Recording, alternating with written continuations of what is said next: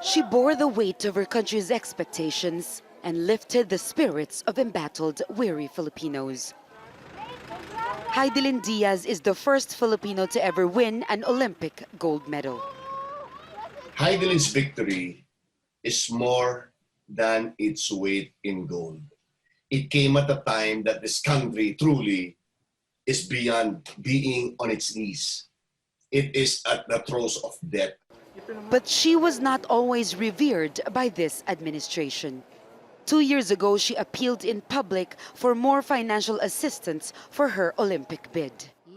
Later on, HIDILYN's name was included on what is now known as the ouster plot matrix, a diagram linking journalists and activists to a conspiracy overseen by drug lords to oust President Rodrigo Duterte from office.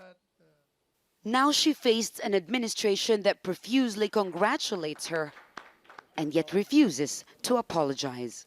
Gold is gold. Let bygones be bygones and dwell solely on your victory.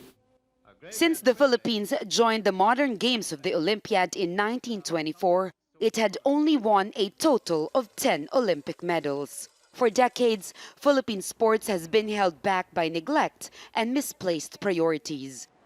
Corruption is seen as another problem too. My advice to sports bodies is to listen and study what athletes need. The needs in the 1980s are different to now. We are talking about winning more medals in the Olympics. Experts say the Philippines should focus more on combat sports where Filipinos have always excelled, like boxing and taekwondo, and not just focus on sports that measure time and distance, like swimming and track and field. Many here believe HIDILYN's victory will reignite support for Filipino athletes. But her inclusion in Duterte's drug list matrix has also put her alongside other women who have stood their ground against Duterte's administration despite repeated attacks and threats. People here say that's because in this country, sometimes the last one standing is a woman. Jamela, Alin-dogan, Al Jazeera, Manila.